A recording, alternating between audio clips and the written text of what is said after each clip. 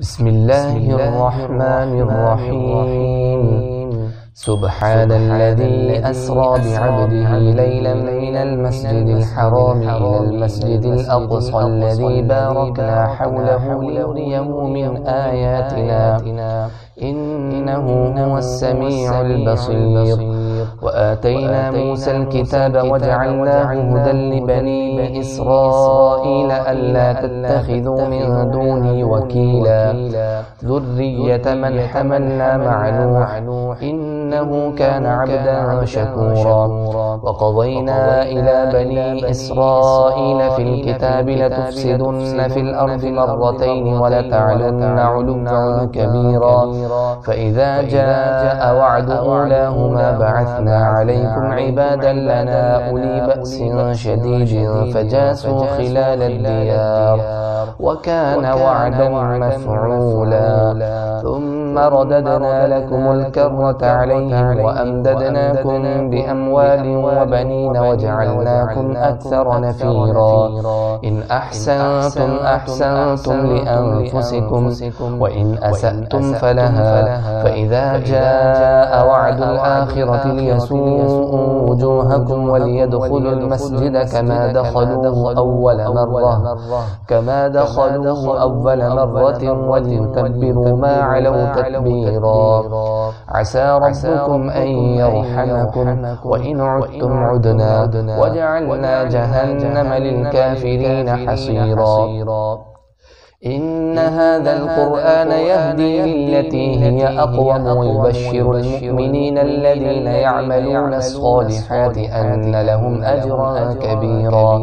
وأن الذين لا يؤمنون بالآخرة أعتدنا لهم عذابا أليما. ويدعو الإنسان بالشر دعاءه بالخير وكان الإنسان عجولا. وجعلنا الليل والنهار آيتين فمحونا آية الليل وجعلنا آية النهار مبصرة لتبتغوا فضلا من ربكم ولتعلموا عدد السنين والحساب وكل شيء فصلناه تفصيلا. وكل إنسان ألزمناه طائره في عنقه ونخرج له يوم القيامة كتابا يلقاه منشورا. اقرأ كتابك كفى بنفسك اليوم عليك حسيبا. من اهتدى فإنما يهتدي لنفسه ومن ضل فإنما يضل عليها ولا تزر وازرة وزر أخرى وما كنا معذبين حتى نبعث رسولا. وإذا أردنا أن نهلك قرية أمرنا مترفيها ففسقوا فيها فحق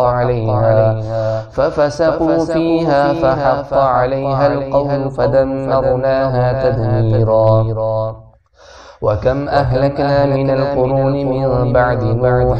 وكفى بربك بذنوب عباده خبيرا بصيرا.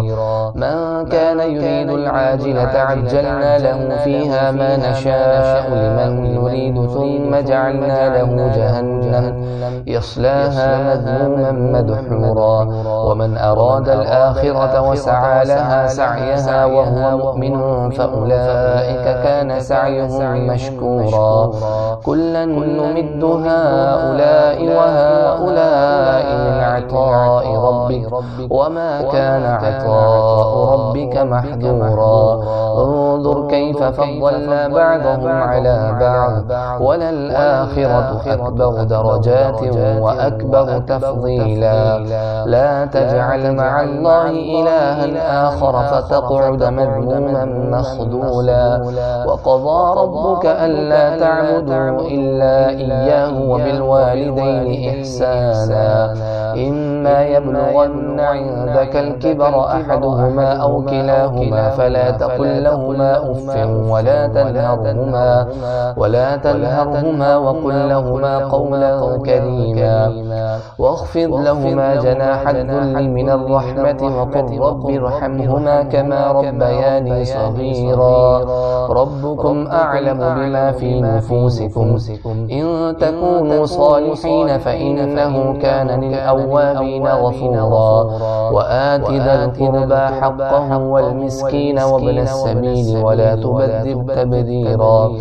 إن المبذرين كانوا إخوان الشياطين وكان الشيطان لربه كفورا وإما تعرضن عنهم ابتغاء رحمة من ربك ترجوها فقل لهم قولا ميسورا ولا تجعل يدك مغلولة إلى عنقك ولا تبسطها كل البسط فتقعد ملوما محسورا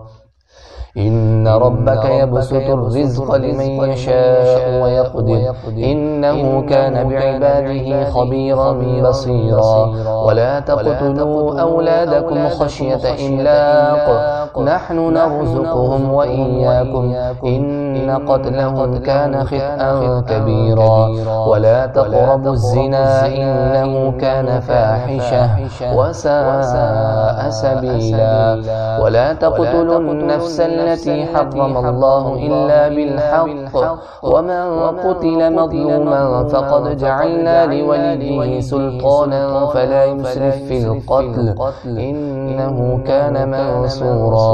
ولا تقربوا مال اليتيم إلا بالتي هي أحسن حتى يبلغ أشده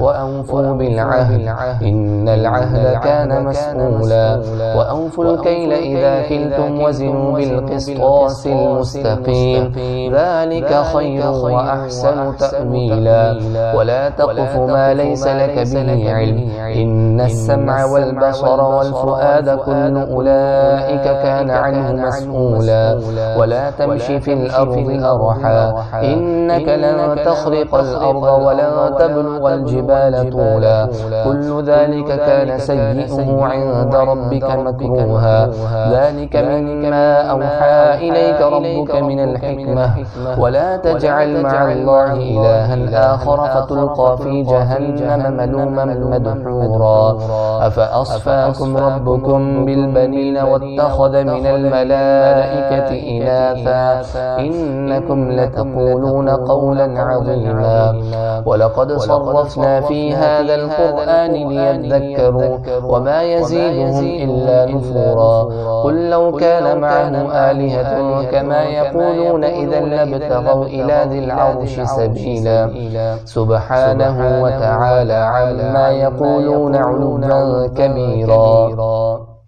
تسبح له السماوات السبع والأرض ومن فيهن وإن من شيء إلا يسبح بحمده ولكن لا تفقهون تسبيحهم إنه كان حليما غفورا وإذا قرأت القرآن جعلنا بينك وبين الذين لا يؤمنون بالآخرة حجابا مستورا وجعلنا على قلوبهم أكنة أن يفقهوه وفي آذانهم وقرا وإذا ذكرت ربك في القرآن وحده ولوا على أدبارهم نفورا نحن أعلم بما يستمعون به إذ يستمعون إليك وإذ هم نجوى إذ يقول الظالمون إن تتبعون إلا رجلا مسحورا انظر كيف ضربوا لك الأمثال فضلوا فلا يستطيعون سبيلا وقالوا أئذا كنا عظاما ورفاتا أئنا لمبعوثون خلقا جديدا قل كونوا حجارة أو حديدا أو خلقا مما يكبر في صدوركم فسيقولون من يعيدنا قل الذي فطركم أول مرة فسينغضون إليك رؤوسهم ويقولون متاه قل عسى أن يكون قريبا يوم يدعوكم يدعوكم فتستجيبون بحمده وتظنون إن لبثتم إلا قليلا وقل لعبادي يقولوا التي هي أحسن إن الشيطان ينزغ بينهم إن الشيطان كان للإنسان عدوا مبينا ربكم أعلم بكم إن يشأ يرحمكم أو إن يشأ يعذبكم وما أرسلناك عليهم وكيلا وربك أعلم بمن في السماوات والأرض ولقد فضلنا بعض النبيين على بعض وآتينا داود زبورا قل ادعوا الذين زعمتم من دونه فلا يملكون كشف الضر عنكم ولا تحويلا أولئك الذين يدعون يبتغون إلى ربهم الوسيلة أيهم أقرب ويرجون رحمته ويخافون عذابه إن عذاب ربك كان محذورا وإن من قرية إلا نحن مهلكوها قبل يوم القيامة أو معذبوها عذابا شديدا كان ذلك في الكتاب مسطورا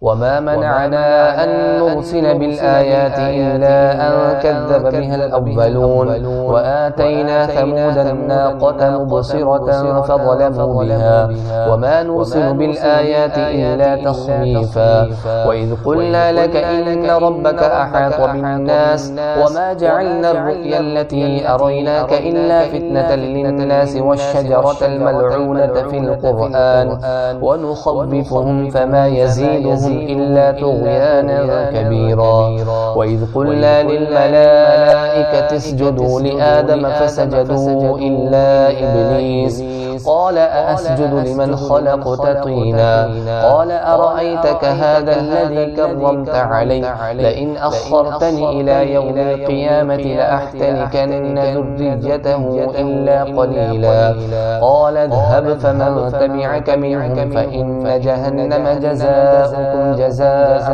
موفورا واستفزز من استطعت منهم بصوتك وأجلب عليهم بخيلك ورجلك وشاركهم في الأموال والأولاد وعدهم وما يعدهم الشيطان إلا غرورا إن عبادي ليس لك عليهم سلطان وكفى بربك وكيلا ربكم الذي يزجي لكم الفلك في البحر لتبتغوا من فضله إنه كان بكم رحيما وإذا مسكم الضر في البحر ضل من تدعون إلا إياه فلما نجاكم إلى البر أعرضتم وكان الإنسان كفورا أفأمنتم أن يخسف بكم جانب البر أو يرسل عليكم حاصبا ثم لا تجدوا لكم وكيلا أم أمنتم أن يعيدكم فيه تارة أخرى فيرسل عليكم قاصفا من الريح فيغرقكم بما كفرتم ثم لا تجدوا لكم علينا به تبيعا ولقد كرمنا بني آدم وحملناهم في البر والبحر ورزقناهم من الطيبات وفضلناهم على كثير ممن خلقنا تفضيلا يوم ندعو كل أناس بإمامهم فمن أوتي كتابه بيمينه فأولئك يقرؤون كتابهم ولا يظلمون فتيلا ومن كان في هذه أعمى فهو في الآخرة أعمى وأضل سبيلا وإن كادوا ليفتنونك عن الذي أوحينا إليك لتفتري علينا غيره وإذا لاتخذوك قليلا ولولا أن ثبتناك لقد كدت تركن إليهم شيئا قليلا إذا لأذقناك ضعف الحياة وضعف الممات ثم لا تجد لك علينا نصيرا وإن كادوا ليستفزونك من الأرض ليخرجوك منها وإذا لا يلبثون خلافك إلا قليلا سنة من قد أرسلنا قبلك من رسلنا ولا تجد لسنتنا تحويلا أقم الصلاة لدلوك الشمس إلى غسق الليل وقرآن الفجر إن قرآن الفجر كان مشهودا ومن الليل فتهجد به نافلة لك عسى أن يبعثك ربك مقاما محمودا وقل رب أدخلني مدخل صدق وأخرجني مخرج صدق واجعل لي من لدنك سلطانا نصيرا وقل جاء الحق وزهق الباطل إن الباطل كان زهوقا وننزل من القرآن ما هو شفاء ورحمة للمؤمنين ولا يزيد الظالمين إلا خسارا وإذا أنعمنا على الإنسان أعرض ونأى بجانبه وإذا مسه الشر كان يئوسا قل كل يعمل على شاكلته فربكم أعلم بمن هو أهدى سبيلا ويسألونك عن الروح قل الروح من أمر ربي وما أوتيتم من العلم إلا قليلا ولئن شئنا لنذهبن بالذي أوحينا إليك ثم لا تجد لك به علينا وكيلا إلا رحمة من ربك إن فضله كان عليك كبيرا قل لئن اجتمعت الإنس والجن على أن يأتوا بمثل هذا القرآن لا يأتون بمثله ولو كان بعضهم لبعض ظهيرا ولقد صرفنا للناس في هذا القرآن من كل مثل فأبى أكثر الناس إلا كفورا وقالوا لن نؤمن لك حتى تفجر لنا من الأرض ينبوعا أو تكون لك جنة من نخيل وعنب فتفجر الأنهار خلالها تفجيرا أو تسقط السماء كما زعمت علينا كسفا أو تأتي بالله والملائكة قبيلا أو يكون لك بيت من زخرف أو ترقى في السماء ولن نؤمن لرقيك حتى تنزل علينا كتابا نقرأه قل سبحان ربي هل كنت إلا بشرا رسولا وما منع الناس أن يؤمنوا إذ جاءهم الهدى إلا أن قالوا أبعث الله بشرا رسولا قل لو كان في الأرض ملائكة يمشون مطمئنين لنزلنا عليهم من السماء ملكا رسولا قل كفى بالله شهيدا بيني وبينكم إنه كان بعباده خبيرا بصيرا ومن يهد الله فهو المهتد ومن يضلل فلن تجد لهم أولياء من دونه ونحشرهم يوم القيامة على وجوههم عميا وبكما وصما مأواهم جهنم كلما خبت زدناهم سعيرا ذلك جزاؤهم بأنهم كفروا بآياتنا وقالوا أئذا كنا عظاما ورفاتا أئنا لمبعوثون خلقا جديدا أولم يروا أن الله الذي خلق السماوات والأرض قادر على أن يخلق مثلهم وجعل لهم أجلا لا ريب فيه فأبى الظالمون إلا كفورا قل لو أنتم تملكون خزائن رحمة ربي إذا لأمسكتم خشية الإنفاق وكان الإنسان قتورا ولقد آتينا موسى 9 آيات بينات فاسأل بني إسرائيل إذ جاءهم فقال له فرعون إني لأظنك يا موسى مسحورا قال لقد علمت ما أنزل هؤلاء إلا رب السماوات والأرض بصائر وإني لأظنك يا فرعون مثبورا فأراد أن يستفزهم من الأرض فأغرقناه ومن معه جميعا وقلنا من بعده لبني إسرائيل اسكنوا الأرض فإذا جاء وعد الآخرة جئنا بكم لفيفا وبالحق أنزلناه وبالحق نزل وما أرسلناك إلا مبشرا ونذيرا وقرآنا فرقناه لتقرأه على الناس على مكث ونزلناه تنزيلا قل آمنوا به أو لا تؤمنوا إن الذين أوتوا العلم من قبله إذا يتلى عليهم يخرون للأذقان سجدا ويقولون سبحان ربنا إن كان وعد ربنا لمفعولا ويخرون للأذقان يبكون ويزيدهم خشوعا قل ادعوا الله أو ادعوا الرحمن أيما تدعوا فله الأسماء الأسماء الحسنى ولا تجهر بصلاتك ولا تخافت بها وابتغ بين ذلك سبيلا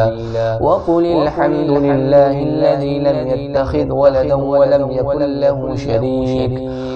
يكن له شريك في الملك ولم يكن له ولي من الذل وكبره تكبيرا. بسم الله الرحمن الرحيم.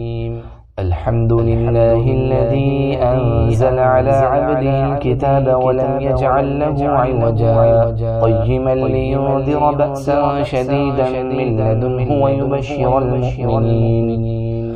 ويبشر المؤمنين الذين يعملون الصالحات أن لهم أجرا حسنا ماكثين فيه أبدا وينذر الذين قالوا اتخذ الله ولدا ما لهم به من علم ولا لآبائهم كبرت كلمة تخرج من أفواههم إن يقولون إلا كذبا فلعلك باخع نفسك على آثارهم إن لم يؤمنوا بهذا الحديث أسفا إنا جعلنا ما على الأرض زينة لها لنبلوهم أيهم أحسن عملا وإنا لجاعلون ما عليها صعيدا جرزا أم حسبت أن أصحاب الكهف والرقيم كانوا من آياتنا عجبا إذ أوى الفتية إلى الكهف فقالوا ربنا آتنا من لدنك رحمة وهيئ لنا من أمرنا رشدا فضربنا على آذانهم في الكهف سنين عددا ثم بعثناهم لنعلم أي الحزبين أحصى لما لبثوا أمدا نحن نقص عليك نبأهم بالحق إنهم فتية آمنوا بربهم وزدناهم هدى وربطنا على قلوبهم إذ قاموا فقالوا ربنا رب السماوات والأرض لن ندعو من دونه إلها لقد قلنا إذا شططا هؤلاء قوم اتخذوا من دونه آلهة لولا يأتون عليهم بسلطان بين فمن أظلم ممن افترى على الله كذبا وإذ اعتزلتموهم وما يعبدون إلا الله فأووا إلى الكهف ينشر لكم من رحمته ويهيئ لكم من أمركم مرفقا وترى الشمس إذا طلعت تزاور عن كهفهم ذات اليمين وإذا غربت تقرضهم ذات الشمال وهم في فجوة منه ذلك من آيات الله من يهد الله فهو المهتد ومن يضلل فلن تجد له وليا مرشدا وتحسبهم أيقاظا وهم رقود ونقلبهم ذات اليمين وذات الشمال وكلبهم باسط ذراعيه بالوصيد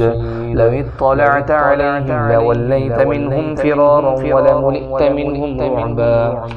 وكذلك بعثناهم ليتساءلوا بينهم قال قائل منهم كم لبثتم قالوا لبثنا يوما أو بعض يوم قالوا ربكم أعلم بما لبثتم فابعثوا أحدكم بورقكم هذه إلى المدينة فلينظر أيها أزكى طعاما فليأتكم برزق منه وليتلطف ولا يشعرن بكم أحدا إنهم إن يظهروا عليكم يرجموكم أو يعيدوكم في ملتهم ولن تفلحوا إذا أبدا وكذلك أعثرنا عليهم ليعلموا أن وعد الله حق وأن الساعة لا ريب فيها إذ يتنازعون بينهم أمرهم فقالوا بنوا عليهم بنيانا ربهم أعلم بهم قال الذين غلبوا على أمرهم لنتخذن عليهم مسجدا سيقولون ثلاثة رابعهم كلبهم ويقولون خمسة سادسهم كلبهم رجما بالغيب ويقولون 7 وثامنهم كلبهم قل ربي أعلم بعدتهم ما مما يعلمهم إلا قليل فلا تمار فيهم إلا مراء ظاهرا ولا تستفت فيهم منهم أحدا ولا تقولن لشيء إني فاعل ذلك غدا إلا أن يشاء الله واذكر ربك إذا نسيت وقل عسى أن يهديني ربي لأقرب من هذا رشدا ولبثوا في كهفهم 300 سنين وازدادوا 9 قل الله أعلم بما لبثوا له غيب السماوات والأرض أبصر به وأسمع ما لهم من دونه من ولي ولا يشرك في حكمه أحدا واتل ما أوحي إليك من كتاب ربك لا مبدل لكلماته ولا تجد من دونه ملتحدا واصبر نفسك مع الذين يدعون ربهم بالغداة والعشي يريدون وجهه ولا تعد عيناك عنهم تريد زينة الحياة الدنيا ولا تطع من أغفلنا قلبه عن ذكرنا واتبع هواه وكان أمره فرطا وقل الحق من ربكم فمن شاء فليؤمن ومن شاء فليكفر إنا أعتدنا للظالمين نارا أحاط بهم سرادقها وإن يستغيثوا يغاثوا بماء كالمهل يشوي الوجوه بئس الشراب وساءت مرتفقا إن الذين آمنوا وعملوا الصالحات إنا لا نضيع أجر من أحسن عملا أولئك لهم جنات عدن تجري من تحتهم الأنهار يحلون فيها من أسابر من ذهب ويلبسون ثيابا خضرا من سندس واستبرق متكئين فيها على الأرائك نعم الثواب وحسنت مرتفقا واضرب لهم مثلا رجلين جعلنا لأحدهما جنتين من أعناب وحففناهما بنخل وجعلنا بينهما زرعا كلتا الجنتين آتت أكلها ولم تظلم منه شيئا وفجرنا خلالهما نهرا وكان له ثمر فقال لصاحبه وهو يحابره أنا أكثر منك مالا وأعز نفرا ودخل جنته وهو ظالم لنفسه قال ما أظن أن تبيد هذه أبدا وما أظن الساعة قائمة ولئن رددت إلى ربي لأجدن خيرا منها منقلبا قال له صاحبه وهو يحابره أكفرت بالذي خلقك من تراب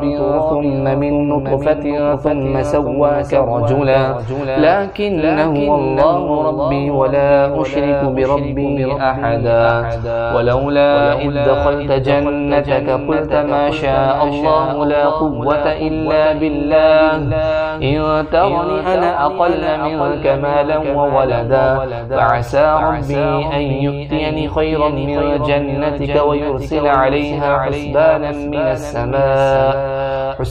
من السماء فتصبح صعيدا زلقا أو يصبح ماؤها غورا فلا تستطيع له طلبا وأحيط بثمره فأصبح يقلب كفيه على ما أنفق فيها وهي خاوية على عروشها ويقول يا ليتني لم أشرك بربي أحدا ولم تكن له فئة ينصرونه من دون الله وما كان منتصرا هنالك الولاية لله الحق هو خير ثوابا وخير عقبا واضرب لهم مثل الحياة الدنيا كماء إن أنزلناه من السماء فاختلط به نبات الأرض فأصبح هشيما تذروه الرياح وكان الله على كل شيء مقتدرا مقتدرا. المال والبنون زينة الحياة الدنيا، والباقيات الصالحات خير عند ربك ثوابا وخير أملا. ويوم نسير الجبال وترى الأرض بارزة وحشرناهم فلم نغادر منهم أحدا وعرضوا على ربك صفا لقد جئتمونا كما خلقناكم أول مرة بل زعمتم أن لن نجعل لكم موعدا. ووضع الكتاب فترى المجرمين مشفقين مما فيه ويقولون يا ويلتنا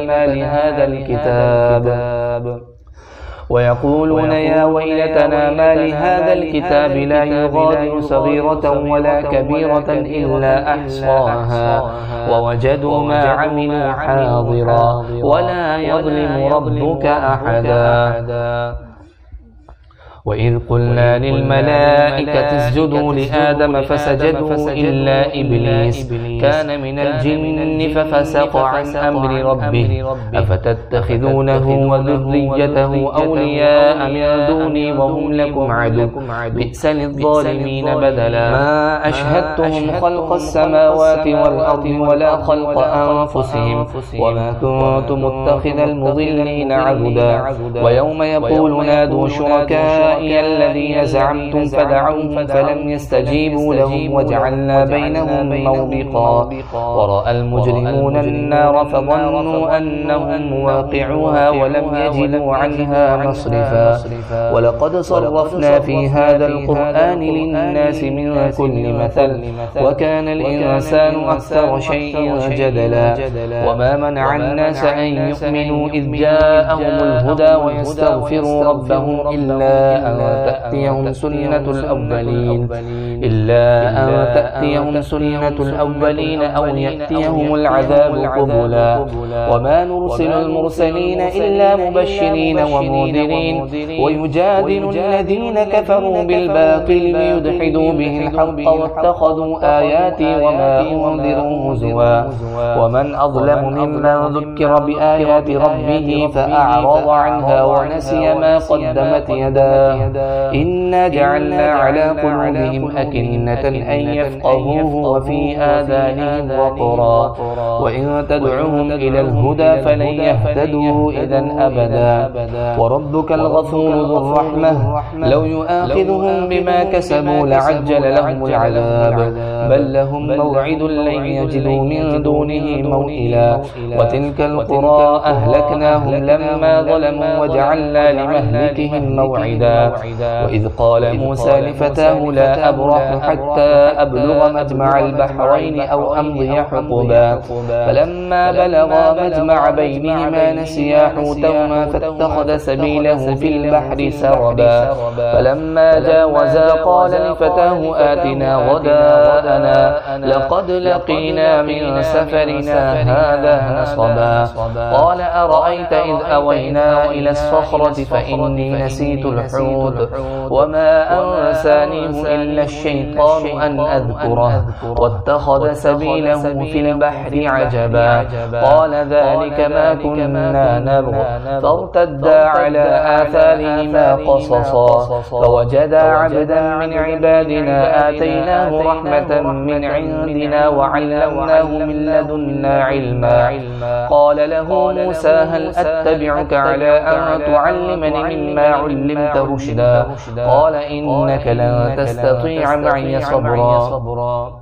وكيف تصبر على ما لم تحط به خبرا. قال ستجدني إن شاء الله صابرا ولا أعصي لك أمرا. قال فإن اتبعتني فلا تسألني عن شيء حتى أحدث لك منه ذكرا. فانطلقا حتى إذا ركبا في السفينة خرقها قال أخرقتها لتغرق أهلها لقد جئت شيئا إمرا.